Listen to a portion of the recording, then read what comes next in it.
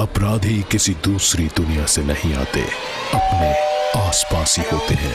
बेटी, घर कब आओगी? देखिए सुपर क्राइम टाइम, अपना ख्याल रखना।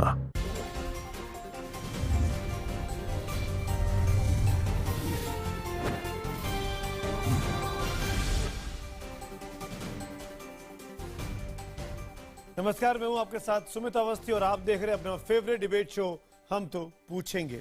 आज इस डिबेट शो में 1 घंटे तक बात होने वाली है पाकिस्तान की कारगुजारियों की। जी हां, पाकिस्तान की पोल कह लीजिए, कलई कह लीजिए, खुलकर सामने आ गई है।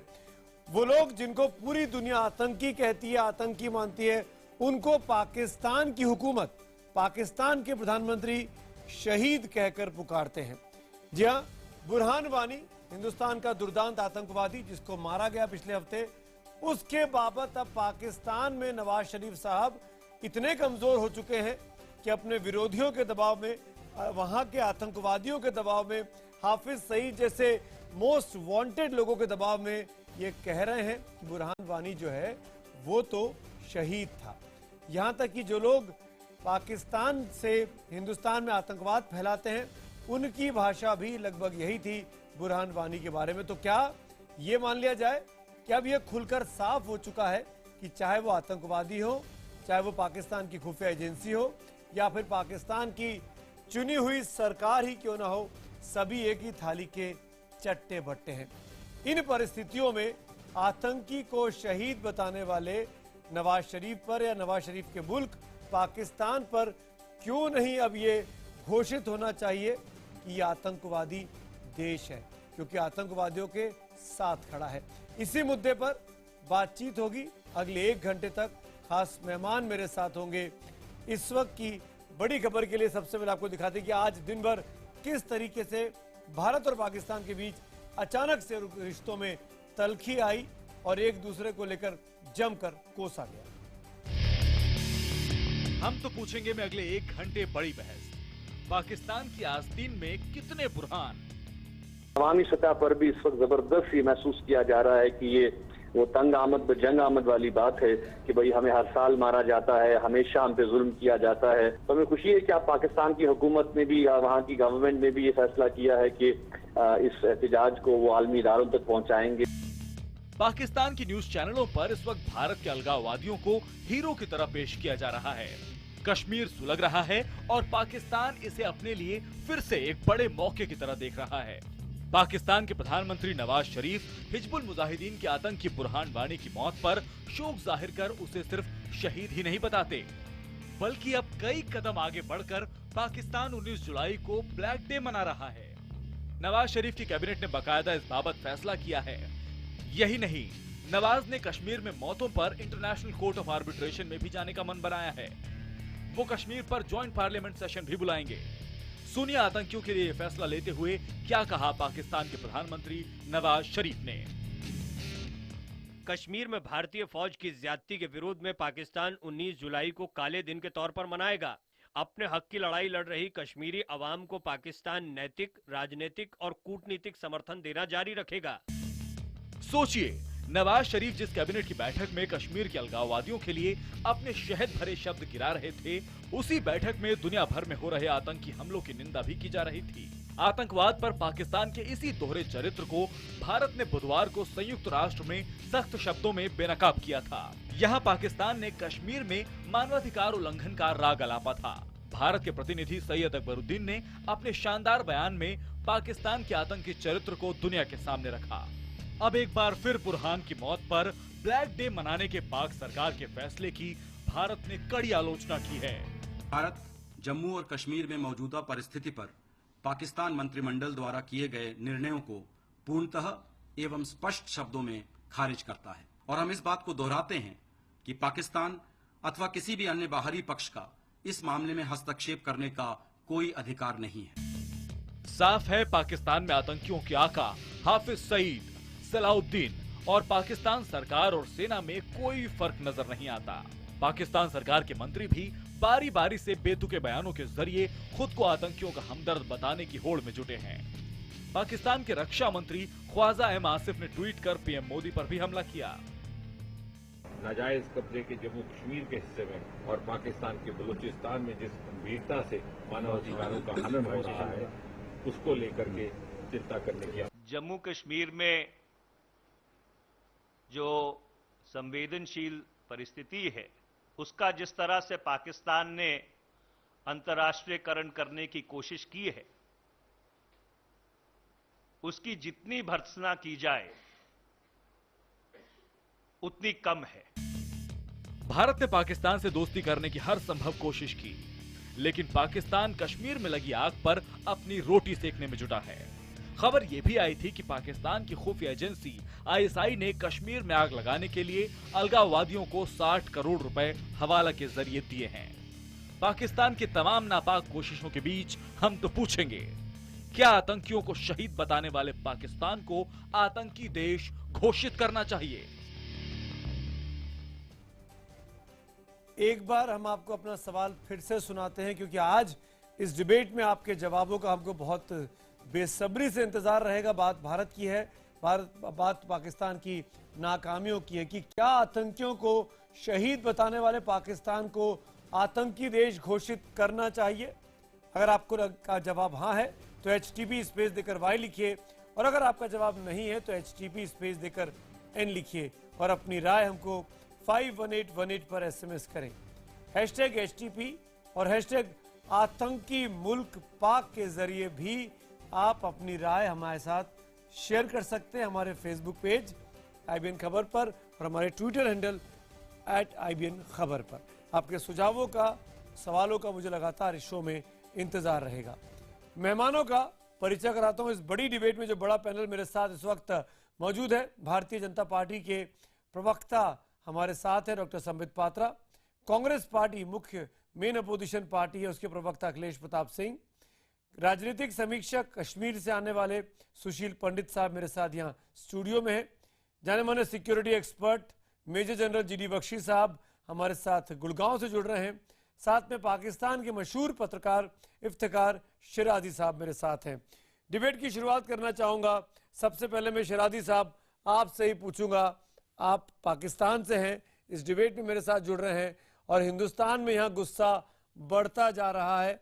जो कुछ पाकिस्तान की हुकूमत कर रही है, बुरहान वानी को शहीद बता रही है, जिस तरीके से पाकिस्तान की हुकूमत वहां पर 19 तारीख को ब्लैक डे मनाने की घोषणा कर रही है, ये भारत के इंटरनल अफेयर्स में दखलंदाजी नहीं है तो क्या है?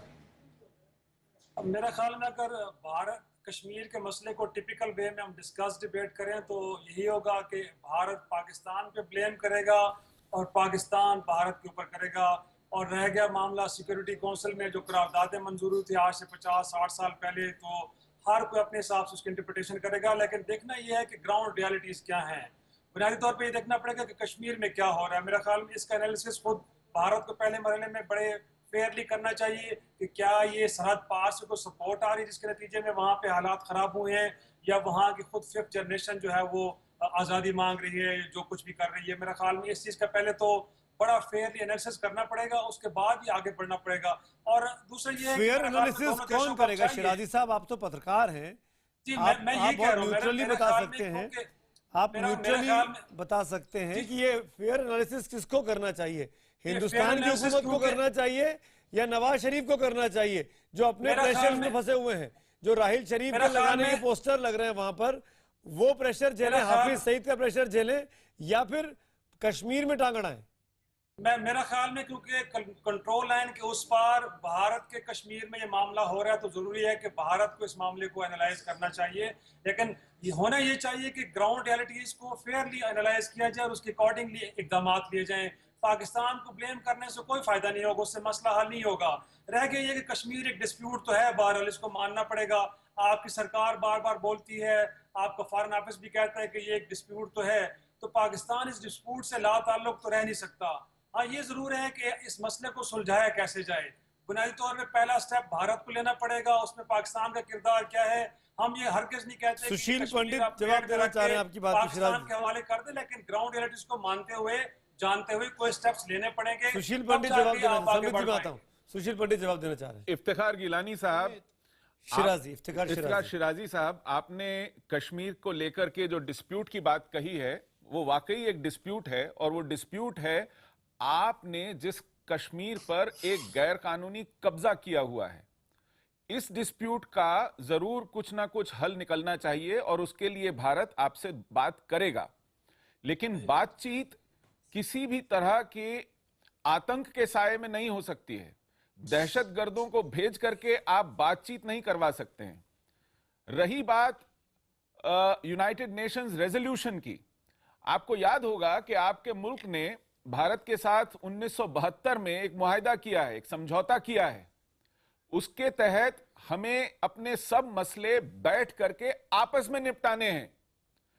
जो 1972 का माहिदा है वो ओवरराइड करता है 1948-49 के जितने भी यूएन रेजोल्यूशंस हैं, और इस बात को कोफी अन्नान साहब खुद पाकिस्तान आकर के कह चुके हैं, आज से 10 साल पहले कह चुके हैं।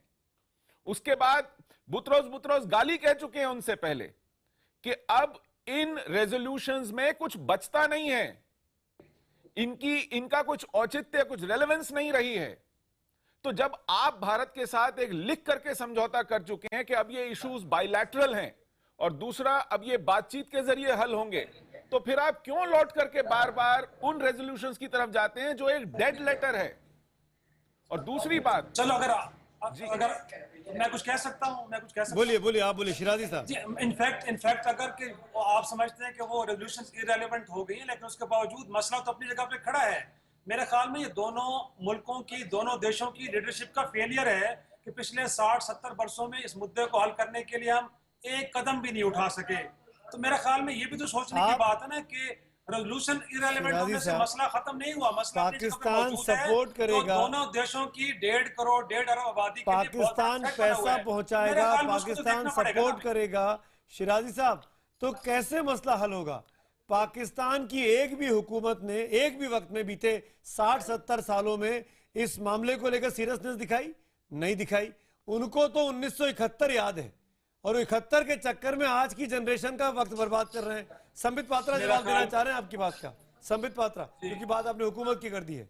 संबित पात्रा, जवाब दीजिए। सिराजी साहब, देखिए अभी सिराजी साहब ने फेयर एनालिसिस की बात की। मैं कहता हूं फेयर एनालिसिस नहीं, फेयरली रियलाइज करिए पाकिस्तान और फेयरली रिलीज करिए। रियलाइज करिए जो हकीकत है कि पाकिस्तान का हिस्सा कश्मीर नहीं है, Kashmir is an integral part of India. Fairly realize this. और दूसरी बात, फेयरली रिलीज करिए, जो कि सुशील पंडित जी ने बिल्कुल सही कहा कि जो पीओके आपने जबरन अख्तियार कर रखा है उसे रिलीज कर दीजिए। ये दोनों फेयरली करिए। दूसरी बड़ी बात देखिए, चूंकि कश्मीर और संयुक्त राष्ट्र के बारे में डिस्कशन हो रहा है, मैं 30 सेकंड लूंगा और एक बहुत ऐसी घटना बताऊंगा आपको जो कि रियलिटी में संयुक्त राष्ट्र में हो चुका है। चंद वर्षों पहले भारत के जो रिप्रेजेंटेटिव थे संयुक्त राष्ट्र में, कश्मीर के ऊपर भाषण देते हुए उन्होंने ये कहा, मैं हकीकत बता रहा हूं आपको। उन्होंने कहा कि कश्मीर जो है वो कश्यप ऋषि के नाम पर बना है। कश्यप ऋषि थे हमारे यहां बहुत बड़े ऋषि, उनके नाम पे कश्मीर बना। एक बार कश्मीर में घूमते हुए कश्यप ऋषि को नहाने का बड़ा मन किया, तो एक झील में डूबकर वो नहाने लगे। जब झील से बाहर निकले तो देखा कि उनका कपड़ा गायब है, कपड़ा है ही नहीं। तो बाद में उनको मालूम पड़ा कि किसी पाकिस्तानी ने उनका कपड़ा ले लिया है। जैसे ही ये कहा तो पाकिस्तान का रिप्रेजेंटेटिव खड़ा हो गया और बोला, अरे पाकिस्तान तो उस समय था नहीं, कहां से कपड़ा ले गया? तो हमारे जो रिप्रेजेंटेटिव थे उन्होंने कहा, यही तो हम कह रहे हैं, और आप बार बार कह रहे हैं कि पाकिस्तान का कश्मीर है, पाकिस्तान का कश्मीर है। अरे पाकिस्तान तो था ही नहीं, तो कश्मीर पाकिस्तान का हो कैसे गया? Please realize this truth and release POK. Lieutenant general Moinuddin Haider, Pakistan के फॉर्मर इंटरनल मिनिस्टर, भी हमारे साथ हैं। अपना करना चाह रहे हैं, वहां पे 40 लाशें गिरा दी आपने 3 दिनों में। 40 कश्मीरियों का आपने उनकी लाशें गिराई हैं, तो कश्मीर आपका भी तो नहीं है ना। या तो अपना कर लीजिए, बल्कि होना तो ये चाहिए कि आजाद कश्मीर मैं आपको पढ़ूं, पाकिस्तान के खिलाफ हो रहे हैं। मेरे पास यहाँ पे ह्यूमन राइट वॉच का रिपोर्ट है बालूचिस्तान का, पढ़ूं। बलूचिस्तान में कितनी लाशें गिराएंगे, खैबर पख्तूनख्वा में कितनी लाशें गिराएंगे, वजीरिस्तान में कितनी लाशें गिराएंगे, कराची में कितनी लाशें गिराएंगे? पाकिस्तान में लाशों के अंबार लग रहे हैं। लेके बैठा हूं मैं। नहीं, देखिए कैमरामैन से कहूंगा जरा जूम करके दिखाइए ये सब। ये बालूचिस्तान के रिपोर्ट लेकर बैठा हूं साहब। गद्दारी का मुकदमा दर्ज कीजिए कि जो पाकिस्तान से बातचीत के लिए कह रही है आपको। शिराजी साहब चीफ मिनिस्टर बिठाइए, वो कह रही है कि बातचीत होनी चाहिए। सुमित जी, मुझे लगता है थोड़ा सिराजी साहब को ये रिपोर्ट्स पढ़ना आवश्यक है। शिराजी साहब ने रिपोर्ट पढ़ भी लेंगे तो जवाब नहीं देंगे, मुस्कुराते रहेंगे बैठ के। ह्यूमन राइट वॉच के रिपोर्ट्स है। बिल्कुल मेरे साथ एग्जांपल दे देता हूं। समीर जी एक मिनट, हमने नहीं छापा। मेरे साथ 3 मेहमान और हैं। शिराजी साहब एक मिनट, शिराजी साहब let me conduct this. Pakistan के ही former internal minister lieutenant general Moinuddin Haider साहब मेरे साथ हैं। आपका इस डिबेट में मैं वेलकम करता हूं। जनरल बख्शी आप भी हैं, अखिलेश प्रताप सिंह आप भी हैं। बारी बारी से आप तीनों के पास आता हूं, लेकिन पहले मैं जानना चाहूंगा जनरल बख्शी आपसे, इस पूरे मसले पे जिस तरीके से बुरहान वानी जैसे आतंकवादी को शहीद बताकर पाकिस्तान की हुकूमत हो, एजेंसीज हो, ISI हो, हाफिज सईद हो, सलाउद्दीन हो, सब एक साथ एक तरफ खड़े हो गए हैं। इमरान खान हो, अपोजिशन, सब एक साथ एक तरफ खड़े हो गए हैं। ऐसे में और क्या चाहिए दुनिया को? इससे बड़ा सबूत क्या हो सकता है? एक आतंकवादी के साथ पूरा पाकिस्तान खड़ा है। अब पाकिस्तान को आतंकी देश घोषित करने के लिए कोशिश नहीं होनी चाहिए क्या? देखिए, मैं बुरहान वानी की असलियत से आपको अवगत कर दूं।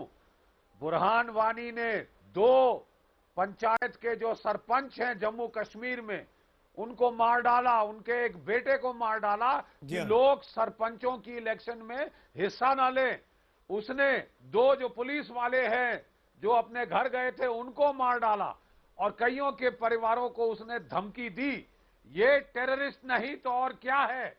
ये लोगों की रिक्रूटमेंट कर रहा था, पोस्टर बॉय बन रहा था। इसके खिलाफ सरकार ने एक्शन किया है जो बिल्कुल ठीक जायज था। देखिए, UN सिक्योरिटी काउंसिल रेजोल्यूशन 1267, क्योंकि इतना शौक है हमारे पाकिस्तानी दोस्तों को UN सिक्योरिटी काउंसिल की रेजोल्यूशन का, वो उसको जरा पढ़ लें। उसमें साफ लिखा है कि no cause in the world justifies the use of terrorism, terrorist tactics, killing civilians, unarmed civilians को मारना, ये टेररिज्म है और पाकिस्तान उसका सपोर्ट कर रहा है। मैं अपने पाकिस्तान के इंटरलोक्यूटर्स को सिर्फ एक सवाल सीधा पूछना चाहता हूं। ठीक है, आपकी और हमारी कभी बन नहीं पाई। अफगानिस्तान के लोग आपसे क्यों दुखी हैं? कल की बात है कि अफगानिस्तान के पुराने इंटेलिजेंस चीफ ने ISI के दस्तावेज दिखाए जिसके तहत ISI ने करोड़ों रुपए दिए हैं, लाखों रुपए दिए हैं वहां पे शियाओं को मरवाने के लिए। अफगानिस्तान के अंदर हक्कानी के ग्रुप के अटैक कराने के लिए काबुल की एयरपोर्ट पे, और इस तरह के कितने हथकंडे। अफगानिस्तान आपसे दुखी है। क्या आपने बांग्लादेश के लोगों की बातें सुनी है? वो परेशान है आपसे। वो कह रहे हैं कि जमातुल मुजाहिदीन बांग्लादेश को पाकिस्तान की ISI फंडिंग कर रही है। आप जरा ईरान के लोगों की बात करिए, वो कह रहे हैं कि आप उनके जो ईरान के हिस्से में जो बलूचिस्तान का एरिया आता है उस पे आप दखल अंदाजी कर रहे हैं, वहां पे टेररिज्म फैला रहे हैं, कि आप जो शिया हैं पाकिस्तान के अंदर उनको मार रहे हैं, जो अफगानिस्तान में हजारा शिया है उनको मार रहे हैं। जनरल बख्शी, मैं आपकी बात में एक लाइन और जोड़ूंगा। आपसे कौन दुखी नहीं मैं है? आपकी बात में एक लाइन और जोड़ूंगा। सऊदी अरब में जो हमला हुआ अभी हज में, उसमें भी पाकिस्तानी का हाथ, जबकि मक्का में दोनों मुल्क आपस में दोस्त हैं। इतना बड़ा हमला हुआ, वहां पे कितने लोग मारे गए, उसमें भी एक पाकिस्तानी का हाथ। पाकिस्तानी पकड़े गए। जनरल मोइनुद्दीन हैदर जवाब दीजिए। माजी में तामिल भी आपसे बड़े नाराज थे कि राजीव गांधी को उन्होंने जनरल मोइनुद्दीन हैदर जवाब दीजिए। मैं आपसे पूछ रहा हूँ, शिराज साहब मैं आऊंगा आपके पास। ये खामोश होंगे तो कोई जवाब दूंगा मैं। बोलिए आप बोलिए। देखिए, बात यह है कि हिंदुस्तान को जो एक उन्होंने स्टांस अडॉप्ट कर लिया है कि ये अटूट अंग है, और उसके बाद वो समझते हैं उनको लेसन मिल गया है, 70 साल गुजर जाए, कुछ हो जाए, वो फोर्स से हर चीज को दबा लेंगे।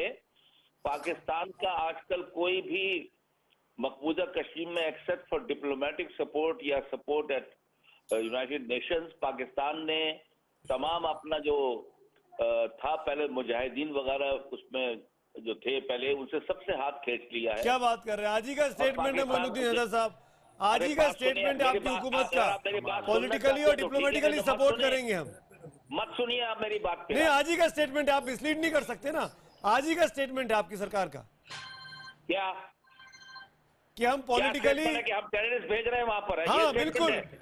बिल्कुल बकवास है ये स्टेटमेंट। ये आपकी एक तरह है, किसी ने ऐसे स्टेटमेंट नहीं दिया। और आप जो बोलते हैं ना फलाना आपसे नाराज है, आपसे भी आप देख रहे श्रीलंका क्या है आपके साथ, नेपाल क्या है, चाइना क्या है, आपसे कौन खुश है भाई? हम पाकिस्तान भी आपसे नाराज है। अब बात यह पाकिस्तान तो नाराज है, हमको दिखाई दे रहा है। पाकिस्तान के defence minister Indian prime minister के बारे में किस तरह के ट्वीट कर रहा है, पढ़ा आपने कि नहीं पढ़ा? भाई ऐसे हम लोग हैदर साहब बोलते रहे, फिर मुझे ना बोलने जनरल फिर हैदर फायदा साहब क्या है यार? ईद पे हम बधाई दे फोन करके हमारे प्राइम मिनिस्टर, तो मुझे फायदा क्या बुलाने का? आपके प्राइम मिनिस्टर के बर्थडे पर हमारे प्राइम मिनिस्टर वहां पहुंचकर उनको बधाई दे। इतना ही नहीं, न जाने कितने स्टेप उठाए बीते 2 साल के अंदर हाथ बढ़ाने के, और हर बार आपने क्या हर बार आपने पीठ पे छुरा मारा, और अब तो सामने आकर आपकी सरकार ये काम कर रही है। आपने कलभूषण को ही भेजा था हाथ बढ़ा के हमसे मुदाफा करने के लिए और हमसे हैंडशेक के लिए कलभूषण को ही भेजा था, और भी बहुत एजेंटों को भेज रहे थे कि पाकिस्तान के साथ जाके दोस्ती का हाथ बढ़ाएं। पठानकोट में कौन आया था? क्या कहते हैं कौन आया था जांच करने के लिए? बहुत सारे फरिश्ते हैं वहाँ बैठे हुए। बिल्कुल है, अब तो सब नेक काम कर रहे हैं। आपसे बेहतर है। एक आमी अमन पसंद आप अकेले हैं उस खित्ते में, बाकी सब लोग तो मैं जरा कुछ दिखाना चाहता हूँ जनरल साहब को। दिखाइए संबित जी, दिखाइए, आज आईना दिखाइए। आप क्या हैं, अमेरिका ने आज क्या कहा है थोड़ा आपको बताना चाहता हूँ। सुनिए जनरल साहब छोड़िए, हम क्या कह रहे हैं, अमेरिका तो आपका मित्र है। देखिए सुनिए जरा अमेरिका ने आज क्या कहा है सुनिए। मैं आपको अखबार भी दिखा देता हूं। Harshest indictment of Pakistan at congressional hearing ever, ये आज अखबार में छपा है। और जो कांग्रेसमैन है मैट सैलमन, उनका कहना है कि helping Pakistan is like paying the mafia. वो पाकिस्तान को पायराट और माफिया कह रहे हैं, डाकू और माफिया। बताइए, आपका फ्रेंड, आपका सबसे अच्छा फ्रेंड जिससे आप पैसा लेके, वो आप जो पैसा लेते हैं ना अमेरिका से, उसके लिए भी क्या कहा है सुनिए अमेरिका ने। The Pakistan government is making chumps out of us. सुनिए सर, अरे आप जनरल साहब ऐसे चिल्लाइए मत। जनरल साहब को चिल्लाना शोभा नहीं देता। अमेरिका ने क्या क्या कहा? उनसे हथियार खरीदते हो तो जाहिर है आपकी बात करेंगे वो। नहीं, इनको चंप कह दिया है। इनको इनके लिए तो पाकिस्तान ने माफिया नहीं लेते जनरल साहब, अमेरिका ने माफिया शब्द का इस्तेमाल किया, रकम चुका दिए हैं और बहुत मदद कर रहे हैं हमारी। अरे जनरल साहब लाइन में खड़े होकर के हमें साहब अभी तक पूरा मैं बोला नहीं हूँ क्या क्या छपा है कांग्रेसोनियल रिपोर्ट में, और क्या क्या छपा है सुनिएगा तो आपके होश ठिकाने आ जाएंगे। सुनिए अरे सुनिए जनरल साहब, सुनिए जरा, मैं पूरा आपको बता दूं। जो अमेरिका के फॉर्मर एम्बेसडर है अफगानिस्तान के जलमे खलीलजाद, उन्होंने कहा कि अब वक्त आ गया है कि America IMF international monetary fund के पास जाए और इंटरनेशनल मॉनेटरी फंड को भी कहे कि पाकिस्तान को कोई फंड नहीं दे, क्योंकि पाकिस्तान धीरे धीरे एक टेररिस्ट कंट्री बनता जा रहा है। ये अमेरिका के यूएस के कांग्रेसियन बॉडी ने कह दिया है। इससे बड़ी बात क्या हो सकती है? माफिया है आप, माफिया। अरे हैदर साहब, अगर अमेरिका आपको कुछ नहीं चाहिए, चिंता मत करिए। अमेरिका इतना ही आपको कुछ नहीं चाहिए, आप कॉफी वॉफी पीजिए, हम लोग संभाल लेंगे। सुनिए, अगर अमेरिका इतना ही सच्चा है तो अफगानिस्तान की क्या रिपोर्ट है? क्यों इराक पे हमला किया उसने? झूठ बात बोल के मोइनुद्दीन हैदर साहब के तो हमारे अपोजिशन के नेता अखिलेश प्रताप सिंह जी काफी होंगे पाकिस्तान को आईना दिखाने के लिए। झूठ बोला। अफगानिस्तान में क्या कर रहे हैं यहाँ के बैठ के? इराक में क्या कर रहे हैं? लिबिया में क्या कर रहे हैं? अखिलेश प्रताप सिंह। अरे तारिक खोसा कौन है? तारिक खोसा आपके डायरेक्टर जनरल इन्वेस्टिगेटिव बॉडी के हैं। वो खुद कह रहे थे कि पाकिस्तान का हाथ है 26/11 में। छर्रे मार रहे हो, कौन है तारिक खोसा? ऊपर फायरिंग कर रहे हो। जनरल हैदर 2,500 आदमी जख्मी कर दिए। जनरल हैदर, अरे बम फेंक रहे हो क्या? छर्रे कर रहे हो यार तुम? करोड़ों लोगों पे बम फेंक के मार दिया और यहाँ जनरल हैदर, मैं समझ सकता हूँ आप पाकिस्तान में बैठे हैं, आपकी क्या मजबूरियां हो सकती हैं, लेकिन कोई मजबूरी नहीं है। छोटे बच्चों को मार दिया पेशावर में और यहाँ छर्रे कर रहे हो क्या? अभी तुम्हारे क्या किया था वहाँ? सिचुएशन संभल नहीं रही वहाँ, और 30 लाख बंगाली याद करते हैं आज भी पाकिस्तानी फौज को। जी याद 1971 में रहे होंगे आप फौज में, याद करते हैं। 1971 में रहे होंगे बांग्लादेश में। उनको बरगला के अपना एजेंट सुशील बनाया जी, था। वही तो मुझे नहीं भूल पा रही है। पहले आपसे मिला हुआ था। 30 सबको पता है इस लाख बात का। लोग अखिलेश प्रताप उनकी सिंह, पुश्तें याद करती हैं आपको। अखिलेश प्रताप सिंह, अखिलेश कल देख प्रताप लेंगे, सिंह, कल वो भी आपको पहचान मैं जाएंगे, आपसे आपका पूछना सही चाहूंगा, चेहरा। पाकिस्तान के का ये वक्त नहीं है कि पाकिस्तान को आतंकी मुल्क घोषित कराया जाए, संयुक्त राष्ट्र में जाकर दबाव बनाया जाए? एक आतंकी के साथ पाकिस्तान के तमाम जितने लोग हैं, स्टैब्लिशमेंट के साथ वाले और स्टैब्लिशमेंट की मदद करने वाले, सब एक साथ खड़े हुए हैं। वो फ्रीडम फाइटर है। कौन फ्रीडम फाइटर है? आदमी है। वो आप उस पर जुल्म कर रहे हैं, तमाम कश्मीरियों पर आप बताइए, बलिदान नहीं कर रहे हैं। और नवाब अकबर मुफ्ती पे आपने फूल बरसाए थे। यहाँ से जाने से कुछ नहीं होगा। अखिलेश प्रताप सिंह, आप बोलिए। नवाज शरीफ को निकालने वाले हैं, समित जी, वहाँ एक से मिनट, भागे अखिलेश प्रताप जाके। सिंह जवाब दे रहे हैं। हमारे जनरल जनरल हैदर, एक मिनट देखिए सुमित जी, बोलिए। एक मिनट सुन लें। रामचरित मानस के सुंदर कांड में एक चौपाई आधी याद है, आधे का मतलब याद है। सठ संग विनय कुटिल संग प्रीति। आगे ये है कि जो इनके साथ करेगा वो धोखा खाएगा। माननीय मोदी जी जब प्रधानमंत्री बने, कई प्रयास किया उन्होंने, जो अतीत के भी प्रधानमंत्रियों ने किया, कि पाकिस्तान के साथ हमारे अच्छे संबंध रहें, और वो प्रयास कई बार किया इन्होंने, यहाँ तक कि उनके घर भी गए, बर्थडे पे भी गए। लेकिन अब ये लाइन खींच लें, अपनी पाकिस्तान की नीति को स्पष्ट कर दें कि ये सुधरने वाले नहीं हैं। बिल्कुल, ये अपनी हरकत से बाज नहीं आएंगे। हमें सख्ती करनी पड़ेगी डिप्लोमेटिकली, हमें दुनिया में, क्योंकि हम तो कदम दर कदम बढ़ा के हाथ मिला रहे हैं। प्लीज सुन लीजिए, हमने जो बॉम्बे अटैक के बाद दुनिया से इनको अलग थलग किया था, आज समय आ गया है कि ये दुनिया के लिए सरदर्द बने हैं। दुनिया के देशों से हम अपने बात करें, हम नेगोशिएशंस करें, संबंध डेवलप करें, और पाकिस्तान को दुनिया से आइसोलेट करें। वहाँ पे टेररिज्म है, इसको हर कोई जानता है। वहाँ के टेररिस्ट संस्थाएं घोषित हैं, वहाँ के टेररिस्टों को बैन किया गया है। वहाँ की कंट्री अभी यहाँ तक पहुँच गई है कि पाकिस्तान को टेररिस्ट कंट्री घोषित करने के लिए जितने भी मटेरियल चाहिए, जितने भी प्रूफ चाहिए, और जितने भी अवधारणाएं चाहिए, वो सफिशिएंट हैं। पाकिस्तान के खिलाफ सख्त से सख्त कार्रवाई करें, और अपनी स्पष्ट विदेश नीति यहाँ नहीं बैठते हैं। ये अपनी हमारे जो हम सब से दोस्ती का हाथ अपने झुक के बढ़ाते हैं, बढ़ाया है पड़ोसी से अच्छे संबंध रखने के लिए। लेकिन बार बार नहीं, हम 2-3 बार मोदी जी कर चुके।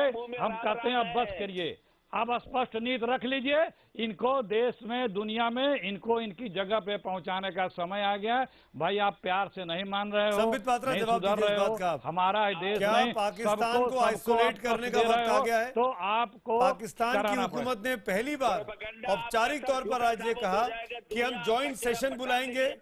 हमने शहीद घोषित कर दिया बुरहान वानी को। हमने 19 जुलाई को हिंदुस्तान के घोषित कर दिया। पाकिस्तानी आतंकवादी हैं। अपोजिशन पार्टी कह रही है कि इसको आइसोलेट किया हिंदुस्तान जाए। के पास जीवित पाकिस्तानी आतंकवादी हैं। जवाब दीजिए संबित पात्रा। मैं इसका उत्तर देता हूं। हाँ, मैं पहले जरा कहूंगा कि पाकिस्तान के जनरल जरा शांत हो जाए। केवल ये शब्दों के गोली चलाने से कुछ नहीं होगा, इसीलिए पाकिस्तान हारती है। उनके जनरल केवल शब्दों के गोली चलाते रहते हैं, बाकी तो कुछ आता नहीं है।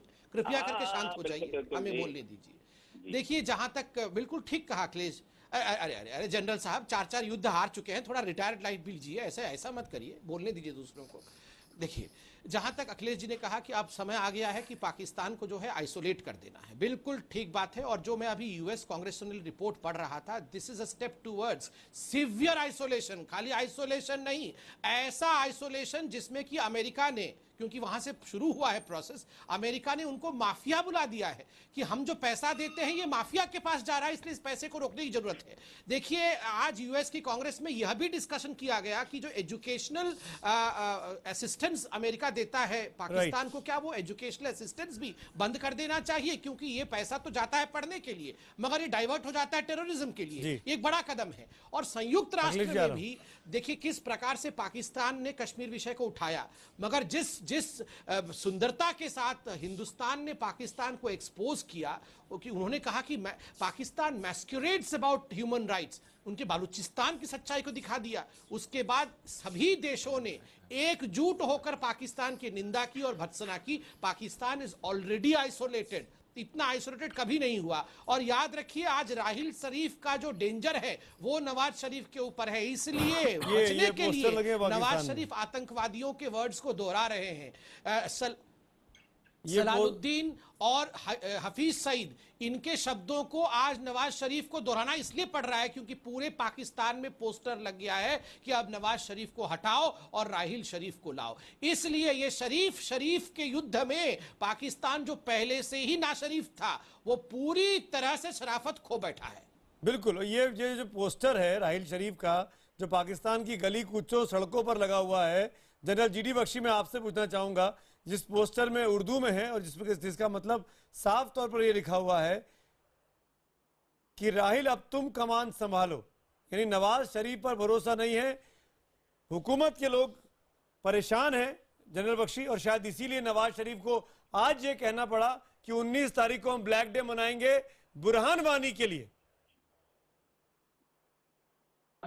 देखिए बात ऐसी है कि जब से मोदी जी की सरकार आई उन्होंने एक बहुत ही कंसर्टेड एफर्ट किया outreach to the democratic dispensation in Pakistan, ताकि वहां की डेमोक्रेसी शायद स्ट्रेंथन हो, पाकिस्तान का जो वर्चस्व है वहां पे फौज का, पाकिस्तान की फौज की जो वहां पे बढ़ोतरी है वो थोड़ी कम हो।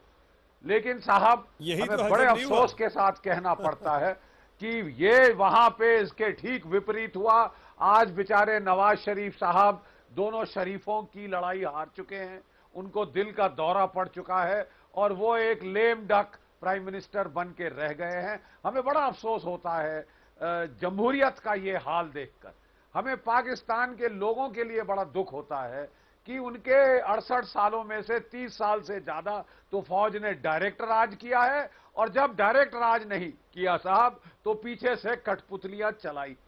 बड़ा दुख होता है पाकिस्तान के लोगों के लिए कि उनको जमहूरियत का कभी लुत्फ नहीं लेने को मिला, और लेकिन दुनिया भर में वो ह्यूमन राइट्स का पाठ पढ़ा रहे हैं। इनको साहब यूएन ह्यूमन राइट्स काउंसिल की भी मेंबरशिप नहीं मिली। अरे हैदर साहब बड़े अदब से कहूंगा, हमारा दर्द मत रखो, अपने आप को। अरे हैदर साहब यही तो हम कह रहे हैं कि कश्मीर हमारा मामला है, क्यों टांग अड़ा रहे हैं? क्यों टांग अड़ा रहे हैं आप? कश्मीर हमारा मामला है, क्यों टांग अड़ा रहे हैं आप? क्यों टांग अड़ा रहे हैं आप? अरे आप ओसामा बिन लादेन का ख्याल रखिए ना, वो चला गया, अभी आपके पास हाफिज सईद है, उसको पालिए पोसिए, अभी सैयद सलाहुद्दीन है, उसको संभाल के रखिए। ऐसे बहुत से लोग हैं, उनका ख्याल रखिए ना, उनका ख्याल रखिए। आपके काम आएंगे वो लोग, वो काम आएंगे। दाऊद इब्राहिम जैसे लोग जो खुलेआम वहां घूम रहे हैं, उनको संभाल के रखिए। हैदर साहब देखिए, तो ये कल अमेरिका ने हैदर साहब, ये करता हैदर साहब, जनरल साहब जरा गुस्ताखी माफ, क्या मैं एक गुजारिश कर सकता हूँ कि आप थोड़ा सुन लें? शब्दों के बाद छोड़ रहे हैं हैदर साहब, गोली छोड़ के जनाब शाहजेब जिलानी पाकिस्तान के एक और सीनियर जर्नलिस्ट मेरे साथ इजाजत हो। जनरल बख्शी आप पूरी करिए। अच्छा जनरल बख्शी आप बोलिए। हाँ देखिए हैदर साहब, मैं जरा आपको हकीकत से वाकफ कर दूं। 4 बार पाकिस्तान की फौज ने फौजी जोर से कश्मीर छीनने की कोशिश करी है और चारों बार शिकस्त खानी पड़ी। 1971 में तो आपको अपना आधा देश हारना पड़ा। उसके बाद साहब आपने जो प्रॉक्सी वॉर शुरू करी थी, सुन लीजिए ना साहब, उसके बाद मैं पूरा सुनूंगा आपकी। अरे जनाब मैं पूरा सुनूंगा आपकी। उसके बाद जनाब आपने प्रॉक्सी वॉर लो धोखा दे के हमला अरे कर साहब दिया, सुन तो लीजिए, खड़ी की साजिशें की। अरे जनाब सुन तो लीजिए। आप तो थाली में परोस के आए थे करगिल में, सुन तो लीजिए। आप तो बता के आए थे करगिल में। तो देखिए फिर आ जाएंगे पड़ी तो देखा, ये है हकीकत वहां की। देखिए ऐसे में टेररिस्ट देश के लोग और क्या बात करेंगे? हकीकत ये है कि मिलिट्री फोर्स से जब आप जम्मू कश्मीर नहीं ले सके, आपने आतंकवाद का सहारा लिया और जब वो भी फेल हो गया, पुरानी बात जहां है जी, 3,500 6,000 टेररिस्ट होते थे, आज वहां 145 रह गया है। जब वो भी फेल हुआ तो आपने तीसरा पैंतरा ट्राई किया, इंतिफादा जैसा माहौल क्रिएट करने का, 60 करोड़ पैसा भेज के हवाले के जरिए, ताकि जो आउट ऑफ जॉब जो ड्रगी बच्चे हैं उनसे पत्थरबाजी करवाई जाए, विक्टिमहुड का तमाशा बनाया जाए कि हाय हाय मार दिया भारत की फौजों ने, इसलिए आपने इजराइल और को बुलाया, पत्थरबाजी करके किस तरह किया था, पत्थरबाजी करके, अरे जनाब पत्थरबाजी करके पहाड़ तोड़ रहे हो यार वहाँ पे। सुन लीजिए जनाब, अरे जनाब इजराइल को क्यों बुला रहे हो भाई? सुन लीजिए शाहजेब जिलानी में आ रहा हूं आपके जनाब, पास। नाचीज की सुन लीजिए, पत्थरबाजी करके आप वो हासिल नहीं कर सकते जो आप लड़के नहीं ले सके। ये मैं आपको यकीन दिलाना मार रहे हैं, पाकिस्तानी तो नहीं मार रहे आपको, वो तो अरे यही तो अफसोस है, वहाँ पे हमारा शाहजेब जिलानी, बात सिर्फ इतनी है शाहजेब जिलानी, पीओके कब खाली कर रहे हैं, शाहजेब जिलानी, सॉरी मैं दोनों जनरल से बोलूंगा, 1 मिनट। शाहजेब जिलानी मेरे साथ है, उनके एक रिमार्क लेना बहुत जरूरी है। शाहजेब मैं आपसे पूछना चाहूंगा, जिस तरीके से कश्मीर में जो कुछ हुआ, बुरहान वानी आतंकी के मारे जाने के बाद, और आज की तारीख में पाकिस्तान की हुकूमत खुलकर उसको शहीद बता रही है, हिंदुस्तान में गुस्सा है, रोष है कि हमारे प्राइम मिनिस्टर आपको ईद की बधाइयां दे रहे हैं और आप हमारे टेररिस्ट को मार्टिर बता रहे हैं, शहीद बता रहे हैं। इसको किस तरीके से देखते हैं आप पाकिस्तान में बैठ के? देखिए, पाकिस्तान में प्रधानमंत्री नवाज शरीफ पर काफी आलोचना हो रही थी कि कश्मीर में इतना बड़ा फ्लेयर अप हो गया है पिछले जुमे को, और उसके बाद से वो निस्बतन चुप दिखाई दिए। तो यहाँ के अपोजिशन के पॉलिटिशियन उन पर आलोचना कर रहे थे कि कश्मीर के मुद्दे पर वो क्यों खामोश हैं, और इसलिए आप देखें तकरीबन कोई 7 दिन के डिले के बाद उनका ये कड़ा मौक़िफ़ सामने आया है। अब ये आपको समझना होगा कि इसका पाकिस्तान की जो डोमेस्टिक पॉलिटिक्स है उससे भी ताल्लुक है, क्योंकि जैसे कि मैं अभी सुन भी रहा था, थोड़ा थोड़ा मुझे आवाज आ रही थी, तो ये बात सही है कि नवाज शरीफ साहब को डोमेस्टिक फ्रंट पे काफी चैलेंजेस हैं। वो जब से वापस आए हैं लंदन से अपना दिल का इलाज करा के, तो उसके बाद वो लाहौर में रहे हैं, वो इस्लामाबाद नहीं आए, उनकी कोई खास एक्टिविटी नजर नहीं आई। ये हम जानते हैं कि वो फौज की तरफ से प्रेशर में है, अपोजिशन की तरफ से प्रेशर में है, और मेरे ख्याल से ये भी एक उनकी स्ट्रैटेजी हो सकती है कि डोमेस्टिक प्रेशर को रिलीज करने के लिए एक ऐसे मुद्दे पर वो आगे लीड करें। शाहजेब आपने बहुत ईमानदारी से बात की, पॉलिटिशियन हो या आर्मी हो, सब उनके साथ होगी। आपने बहुत ईमानदारी से बात की। मैंने डिबेट में ये पॉइंट छेड़ा भी कि एक तरफ जो बात सलाउद्दीन कहता है, जो बात हाफिज सईद कहता है, जो बात इमरान खान कहते हैं, जो बात भुट्टो साहब कहते हैं, और वही बात आज की तारीख में राहिल शरीफ के बाद अब नवाज शरीफ भी कह रहे हैं कश्मीर के मामले में, बुरहान वानी के बाद। जब तमाम पाकिस्तान का एस्टेब्लिशमेंट एक टेररिस्ट के साथ खड़ा हुआ है, एक ऐसा व्यक्ति जो कश्मीर में पिछले 6 सालों से टेररिज्म का चेहरा बन गया था, उसको आगे बढ़ा रहा था, अब क्यों नहीं ये डिबेट करा जाए दुनिया में कि पाकिस्तान एक टेररिस्ट देश हो गया है, पूरे के पूरे लोग एक टेररिस्ट के साथ खड़े हुए हैं?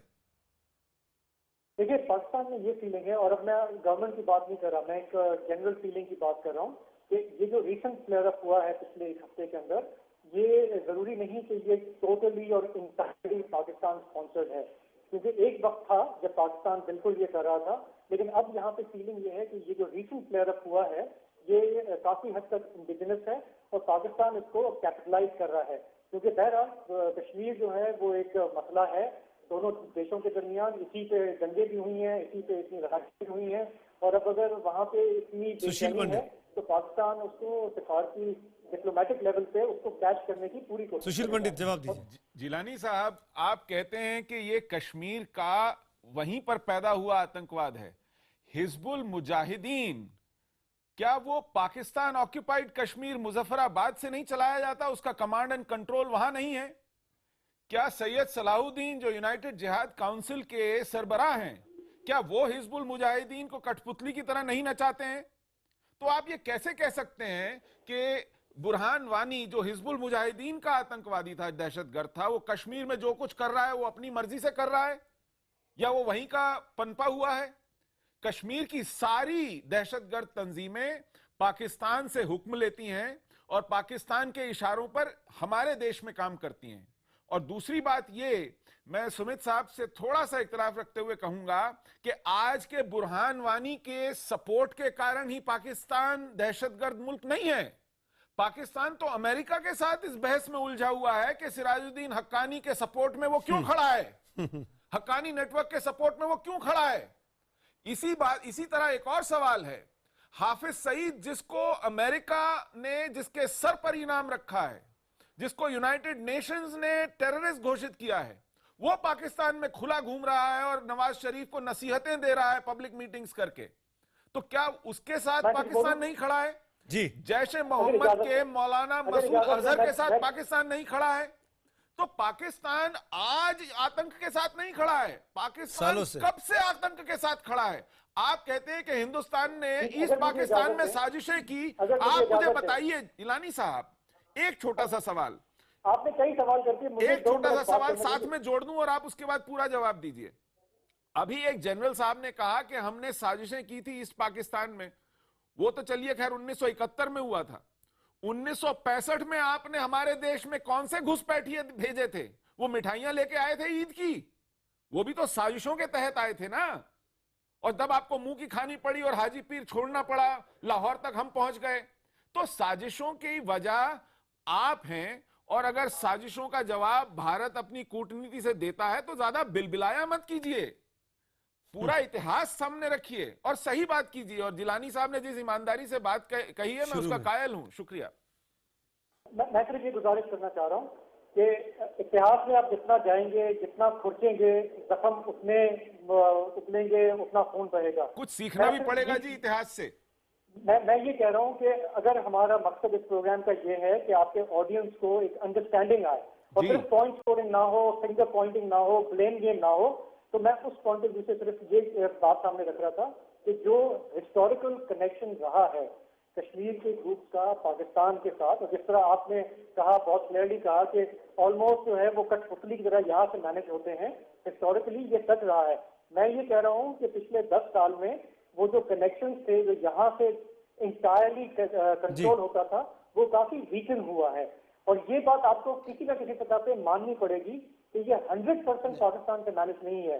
कश्मीर में बेचैनी है, कश्मीर के जो नौजवान हैं उनमें बेचैनी है। संबित पात्रा जवाब देंगे, संबित पात्रा जवाब देंगे। मैं तो एक छोटी सी जानकारी दे दूं बस आपको कि 100 करोड़ रुपए हवाला के जरिए कश्मीर पहुंचे हैं बीते 1 साल में। स्टोन पेल्टिंग को लेकर जो लड़के पत्थर फेंक रहे हैं उनको 500-500 हजार रुपए देकर उन लोगों को जो जिनके पास नौकरियां नहीं है, जो परेशान हैं, उनका इस्तेमाल किया जा रहा है। संबित पात्रा, आप जवाब देना चाहते शाहजेब जिलानी का। संबित। देखिए, साजिब जिलानी साहब ने एक बहुत मैच्योरिटी के साथ और बहुत साफगोई के साथ कुछ उनके डोमेस्टिक विषयों को रखा। मैं यहाँ से एक डिराइव करता हूँ। उन्होंने कहा कि देखिए कुछ डोमेस्टिक कंपल्शंस हैं जिसके कारण से प्राइम मिनिस्टर नवाज शरीफ जो है वही बोल रहे हैं जो आतंकवादी बोल रहे हैं या जो आर्मी बुलवाना चाहती है।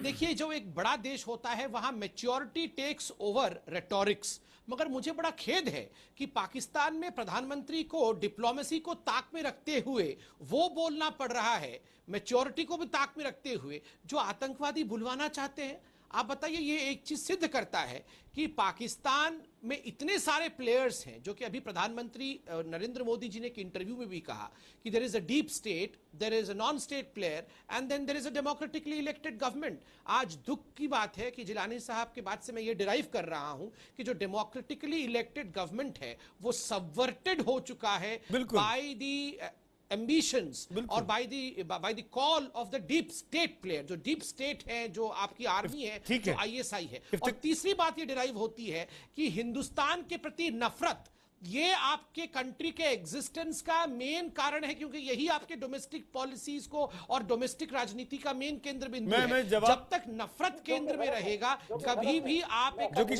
स्टेट नहीं बन सके। शिराजी साहब, 1 मिनट, मैं इफ्तिकार शिराजी के पास जाऊंगा। शिराजी साहब, इफ्तिकार शिराजी, आप काफी देर से सुन रहे हैं और अब तो खुद आपके साथ बैठे खबर रवीज हमारे साथी शाहजेब ने कहा कि किस तरीके के इंटरनल प्रेशर में नवाज शरीफ हैं और एक प्रधानमंत्री एक टेररिस्ट के प्रेशर में आके काम कर रहा है हाफिज सईद जैसे व्यक्ति के। क्या मतलब है इसका शिराजी साहब? मेरे ख्याल में प्रेशर की कोई बात नहीं है। पाकिस्तान में तमाम पॉलिटिकल पार्टीज के अंदर कश्मीर के लिए ओनरशिप है, ये आपको मानना पड़ेगा। इसमें कोई दूसरी राय नहीं होनी चाहिए। किसी किस्म का कोई ऐसा प्रेशर नहीं है कि जिसके तहत नवाज शरीफ को कैबिनेट का इजलास बनाना पड़ा या ज्वाइंट सिटिंग बुला रहा है या यौम सियाह मनाने के हवाले से अनाउंसमेंट आ रही है। दूसरा राय का मामला कि अगर पाकिस्तान में कुछ नॉन स्टेट एक्टर्स हैं भी सही, तो मेरे ख्याल में आपको ये मानना पड़ेगा कि उनको सियासी जमातों की तरफ से पैटर्नेज हासिल नहीं है।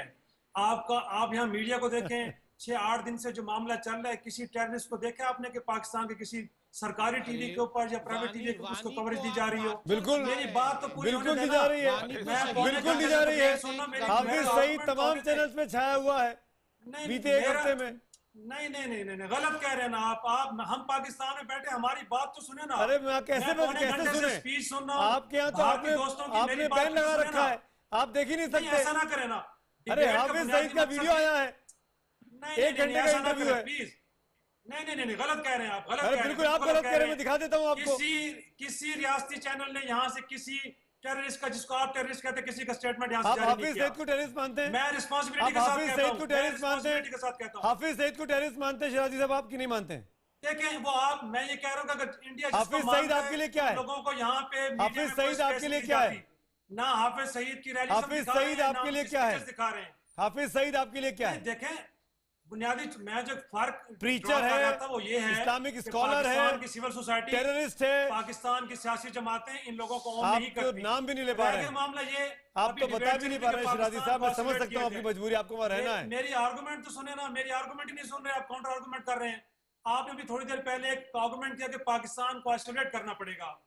बड़ी अच्छी बात है, अगर पूरी आलमी बिरादरी इस बात पे कन्विंस हो जाती है कि पाकिस्तान एक टेररिस्ट स्टेट है, तो उसको जरूर आइसोलेट कीजिए। लेकिन थोड़ा सा आपको माजी में भी जाना पड़ेगा। माजी में जिस अमेरिका की, एक कह रहा माजी में जाओ, एक कह रहा माजी में मत जाओ। बुरहान वानी के लिए पूरा पाकिस्तान एक साथ खड़ा हो जाए, हिंदुस्तान के खिलाफ स्टेटमेंट दे, आप वहां पर ब्लैक डे मनाए शिराजी साहब। अरे आप सब एक हो जाएं, हम सब एक नहीं हो आपको आइसोलेट करने के लिए, क्यों नहीं हो? अभी इस डिबेट पे देखा दो पार्टियां अलग अलग विचारधारा की पार्लियामेंट में अलग अलग पार्टीज को रिप्रेजेंट करती है, एक साथ कह रहे हैं आइसोलेट करने के लिए। क्यों नहीं करे आपको आइसोलेट? क्यों नहीं करे आपको आइसोलेट? जो आप वहां पर बैठ के हाफिज सईद को, जिसको दुनिया ने टेररिस्ट माना, आप टेररिस्ट बोलने में डर रहे हैं, आप टेररिस्ट बोलने में डर रहे हैं शिराजी साहब, मैं समझ सकता हूं आपकी मजबूरी। शिराजी साहब आपके साथ क्या सबूत चाहिए? आपको ये सबूत चाहिए कि जो ओसामा बिन लादेन आपके यहाँ पकड़ा गया वो ओसामा था कि नहीं? आपको इस बात का सबूत चाहिए कि जो अजमल कसाब हमारे यहाँ पकड़ा गया वो अजमल कसाब था कि नहीं? आपको किस बात का सबूत चाहिए? मेरी बात तो सुने। घुसपैठिए भेजते हो, यही काम कर रहे हो बलूचिस्तान में। तो आपने अजमल कसाब को किस तरह क्या सोच के भेजा था? यहाँ पर क्या कर रहे हो? जिस अमेरिका के एग्जाम्पल आप देते हैं, उस अमेरिका ने किसी जमाने में ईरान को भी आइसोलेट किया था। जनरल बख्शी, आइसोलेशन के दौर में आप ईरान के साथ ट्रेड करते रहे हैं, आप उस ईरान से तेल खरीदते रहे हैं। अखिलेश जी, या तो अमेरिका को कंडेम कीजिए, अपने बारे में कहिए कि आप गलत करते रहे हैं। तो पाकिस्तान के बारे में बात करते हैं, आप देते अमेरिका की एग्जाम्पल्स है, अमेरिका की कोई एग्जाम्पल फिर वो भी तो लेना कि जब ईरान आइसोलेशन में था तो फिर भारत क्यों? बात सुनिए, जनरल बख्शी जवाब दीजिए। आपकी क्रेडिबिलिटी, अरे शिराजी साहब सुन भी लगातार बोलने से आपकी आवाज ने इराक में, ईरान में, अफगानिस्तान में कुछ किया, आप उनके साथ खड़े थे। जब हमारे फायदे की बात हो तो अमेरिका आपको बुरा लगना शुरू हो जाता है। पहाड़ तोड़ दिए गरीब। अरे साहब, आपका वो मुल्क है जिसने अमेरिका से 33 अरब डॉलर खाए और उसी थाली में 33 अरब डॉलर खाए, हजम किए, बेकार नहीं लिया। और ओसामा बिन लादेन को 6 साल पाकिस्तान मिलिट्री एकेडमी काकुल के 800 गज दूर पाला। आपने पाला साहब ओसामा बिन लादेन को। अरे बात ही नहीं करेंगे बख्शी साहब, ये Osama bin Laden, Hafiz Saeed, Salauddin, इस पे बात ही नहीं करेंगे ये लोग। हम जानते हैं ना, अपना नाम नहीं ले पा रहे हमारे सामने। ये देखिए, मैं सिर्फ शाज़ेब जिलानी इस डिबेट में आए थे, मुझे लगा था कि कंस्ट्रक्टिव टॉपिक पे हम आगे बढ़ रहे हैं। पाकिस्तान में रहना है, नाम कैसे लेंगे?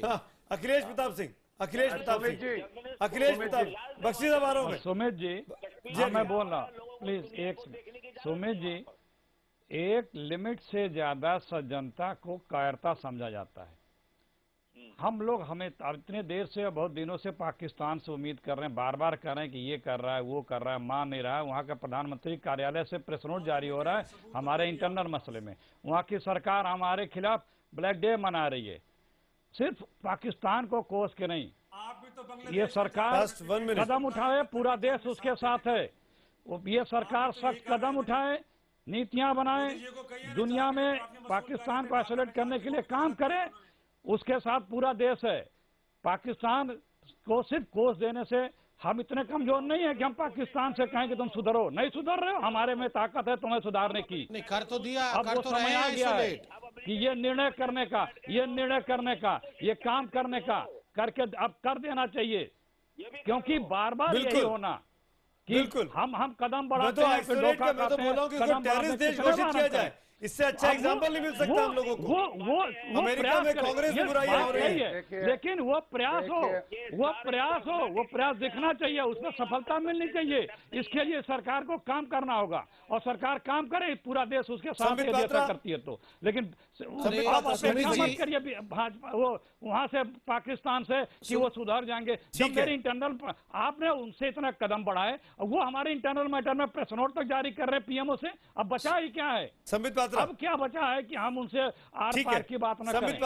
संबित पात्रा, अरे शांत हो जाइए जनरल। देखिए, मैंने आपको थोड़ी देर पहले दिखाया कि किस प्रकार हिंदुस्तान के अरे जनरल साहब थोड़ा सा रिटायर्ड लाइफ, आराम से इतना संबित देखिए, मैंने अभी आपको थोड़ी देर पहले वो सारी रिपोर्ट्स दिखाई जो कि हिंदुस्तान के डिप्लोमेटिक एफर्ट के कारण अमेरिका के कांग्रेसियल मीटिंग में पहली बार पाकिस्तान को खरी सुनाई गई है। पहले ऐसी बात कभी नहीं की गई थी।